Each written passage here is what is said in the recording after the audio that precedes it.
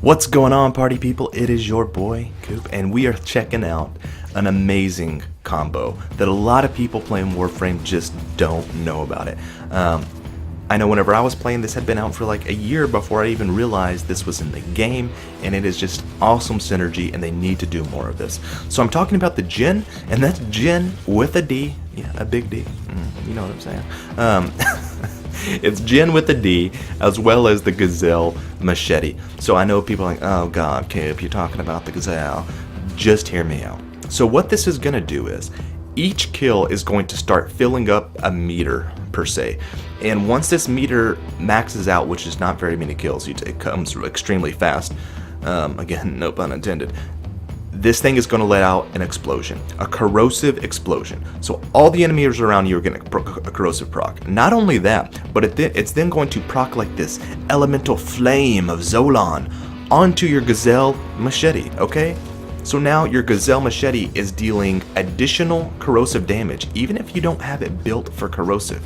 You can build it for whatever the hell you want. You're still getting this awesome extra damage corrosive buff to your weapon. So not only is there's this elemental explosion going on damaging the enemies, but now your Gazal Machete has this same. It just gets crazy.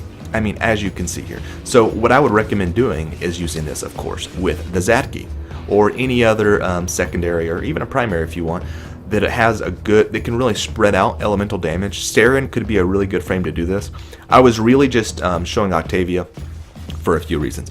Now these are, which I will get into in a moment, these are the combos that I wanted to show you guys for Cyclone, Kraken, because this is the stance you want to use. I'm going to show you every single thing for this build. The frame, the sentinel weapon, your weapon, so on and so forth. So these have cool Gale, Triton, and Thunder Hydra. Those are the first two names, and they're pretty similar. In fact, I think they're exactly the same. Maybe I just was never able to figure out the difference between the two, but I think it's the same. It's just Thunder Hydra just goes a little bit of a longer distance.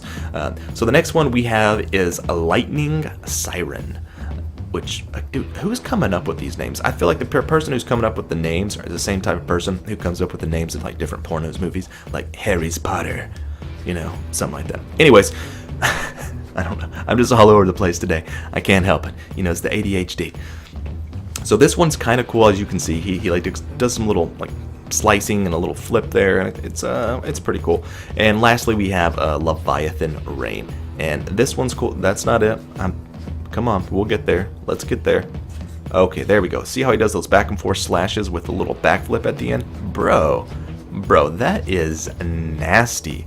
That is 100% slap your grandma nasty. Everyone needs to pause the video, go slap their grandma, come back in here, push play on the video. Don't really do that, guys. If someone does that, dude, you're a complete a-hole. I'm obviously just kidding. Slap your grandma is just like a saying. It means it's really awesome, okay? I think that's what it means. The last ones we have here are the charge attack, which is rolling wave. And Skydrome, of course, like y'all know how to jump and hit B, right? Or whatever what is it, jump and click on the PC. So it's just like a nice charge attack, and boom. It does a kind of a cool little spin there. I think it's alright. I would never use this, to be honest. It just doesn't do the damage, the amount of time it takes. There's absolutely no reason to ever use that charge attack. So let's go ahead and get in here and see exactly what these can do.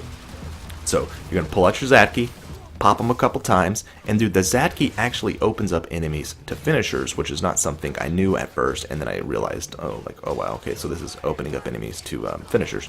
So guys, I don't know if y'all can hear, like in the background, how my sentinel is just non-stop going crazy.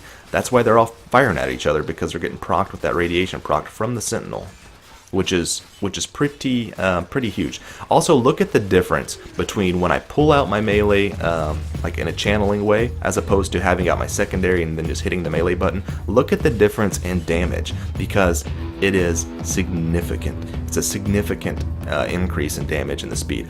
Or also just look at how much faster they die when my combo counter goes up just a tiny bit, just from a few hits. So if you're like an hour into a game, dude, it's gonna be out of control. Alright, so this last little iteration here that I want to show you guys is just showing you what happens with her 3 and her 4, because as we know, you can't go invis like I've already said, because if you go invis with this you're not going to get the procs, unfortunately, and that would be really nice to keep this thing alive. But you can throw down your 4th, and it is going to boost your 3. Your 3 gives you extra melee damage whenever you melee on the B, which I know sounds complicated, but as you can see, that B is, for me, it's going, look at that. Dude, like that gave someone Tourette's just now. Like they looked at that, they had a seizure, and they got Tourette's just from seeing my B on the ground. I mean, it's out of control. So just make it as fast as humanly possible. But I just want to show you that because it is a cool way of using Octavia that a lot of people may not use. I don't know if it's necessarily viable. I don't think you're getting a big enough buff. I would probably say use Saren or Chroma Atlas, something like that instead. But I mainly would just want to show you how Invis does stop the proc from taking effect.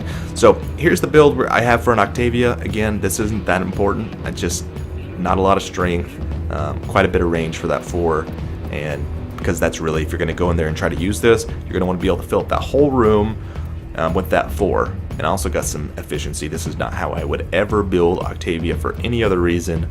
Well, maybe, I guess, if you, I don't know, whatever you're into. But I would normally build Octavia with very low efficiency because a lot of duration and power strength and the range wouldn't matter very much either, because your 4 is going to double your range of your 2 in a, or of your 1, your mallet, in a normal situation. So this, not that important. So moving on from her, and I am about to show you guys with Volt how different this is, but let's go ahead and move on to the Zadki. And as you can see, dude, I have almost nothing on here for 2 reasons. 1, because I just formatted it and I don't have the room, and for 2, I feel like it kind of shows how damage is not what you're going for. You do want fulmination. I would put it on if you have it, and all I have on there is gas. That's all. And for the Gazal Machete, I don't even have a mod on one of the spots. Okay, and Blood Rush is really not doing anything at this point in time because I don't have time with only 5 guys to get up my combo counter, if you know what I'm saying. So I can't help it today, guys. I just can't help it. I'm out of control. So what I'm going to show you is, of course, Drifting Contact. You got to have that Relentless Combination. That's going to get your combo counter up super fast because this is a slash weapon. Now, a lot of people are not going to have a ribbon, so if you don't have a ribbon, here's what you're going to do. You're going to throw on Prime Fever Strike. If you don't have that, just put on regular Fever Strike. I don't care. Or you can put on both of your dual stat mods for corrosive. That's what I would put on here, is a corrosive. Even though you are getting a corrosive buff, so for extra corrosive damage, I would just throw corrosive on because you have, if you're building this full build the way I am, you're going to have so many elements coming in from the outside that you just don't need anymore on this one. If you weren't getting this corrosive buff, I would say, you know, there's a lot of other options you could throw on here, maybe radiation or something, just depending on who you're fighting and what level. But for this specific build, I would just throw on corrosive. So, of course, I don't have room. Keep Drifting Contact on there. I just put Voltiatic Strike there to show you guys.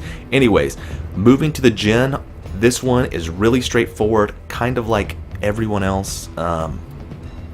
Just, it's a simple Sentinel build. The only real difference is I have on Coolant Link and Animal Instinct, and the Animal Instinct is just because when you're playing solo, that radar, once their enemies are detected on a radar, is when they start running at your guy. So it's really important that you have on like enemy sense on your main dude and Animal Instinct. But Coolant Link also, because the Djinn is doing that thing where it's attracting enemies in and then releasing this corrosive explosion. So, and you're having to get up close and personal with this little, you know, like foot-long stick machete.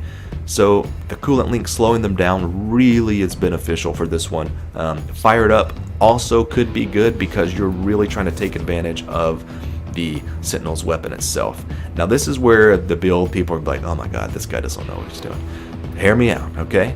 We got Tactical Pump on there for a reason. Hell's Chamber because of the multi-shot, of course. Shotgun Spaz because you want this thing putting out as much status as possible. Seeking Fury, the same thing. It's giving punch through and reload speed. So you got a ton of reload speed and a ton of fire rate along with 4 dual stat mods. This is just going to make the condition overload that is on that Gazal Machete ridiculous. I mean, I don't know if you guys saw how often those guys were procced by radiation. That kind of gives you an understanding of how fast this thing is shooting all the damn time. So it's absolutely ridiculous. Anyway, so let's go ahead and throw Volt on here so you guys can see what I'm talking about. Now, the Volt build is optional. You can do this a couple of different ways. This is just one of the ways that I thought was a fun way of doing it. So you can use the augments for Volt that you're going to want to use are going to be capacitance and shocking speed. Now capacitance is awesome if you have a redirection on, because that's going to give you a huge boost in your overshield every time you use your fourth ability. So this is the actual build we're going with. Minus, we're going to probably take off reach, because we don't really need that much range for this particular build, and we'll probably throw on shocking speed, because you're going to need shocking speed because Volt needs some survivability. He has a lot of good tools that you can use to keep him alive longer.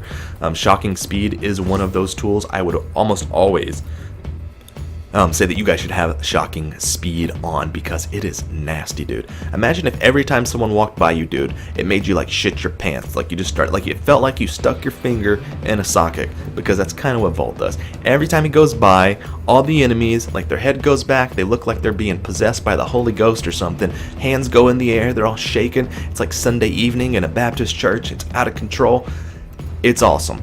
Keep that on most of the time. I mean, unless you're just setting it up for like a camping shield situation, I would still say get it in case you need to run out and get life support. I know there's just four, but still, this one's a good one to have on, especially for this melee build, because you're going to be boosting the speed at which he can actually perform these melee attacks, and that is key. So I'll show you guys a couple different things right here as we're wrapping up this, the video. So your 4, boom, and that is automatically giving you a new status type, which is electricity. Now as you can see, with this heat and electricity, that damage is not the same as before, okay? So watch what happens when we throw the Zatki out there with some gas. This is when it starts getting out of control. And also, remembering to switch to your melee weapon. I mean, just, yeah, what are you gonna do, bro? I just say I had to sit there and look at him for a second, just to let him know that I knew that he also knew about me knowing that he was gonna die. Like that's the situation. That's what just happened in that eye contact that we made with each other. So here we go again. Let's go in. Let's go ahead and use our shocking speed this time also, just so you can see with the melee coming in. So again, this is low. Combo multiplier right now, as well as no Zatki, adding all the extra elements. So I'm gonna throw out the Zatki. Boom. And, you know, it's almost like they turn into butter. You just start melting them, dude. It's absolutely insane. And these are heavily armored enemy types. And I could even, like, bring it up further. But my point is, my combo counter, if I could get my combo counter up a little bit more, I'm going to have to do a long run, which I will do a long run with these, just so I can throw out a video and show you guys, like, how effective this is in, like, MOT, you know, Mott, the Void, any of the new modes that are out in the game, maybe doing some Kuva survival or something, just depends. We'll see what we can get going, we can get a team together for that. But anyways, guys, I think this is amazing. I would like to know if you guys use this with any other particular combo. The Cyclone is another great one. The problem is my Cyclone was so strong that it's, I know this sounds stupid, I sound ridiculous, like, you know, I'm just too buff to go work out. That's what this sounds like. But my Cyclone was too strong, where it was taking away so much damage from the enemy that I couldn't really use that as a viable option to show you how much more damage you're getting with the machete. So remember, guys, that condition overload, this thing is nasty. Let me know about any other combos y'all want me to make a video about. If y'all know about some crazy secret sexy stuff, let me know. I'll check it out, absolutely. Anyways, guys, that is all for me today. I will be back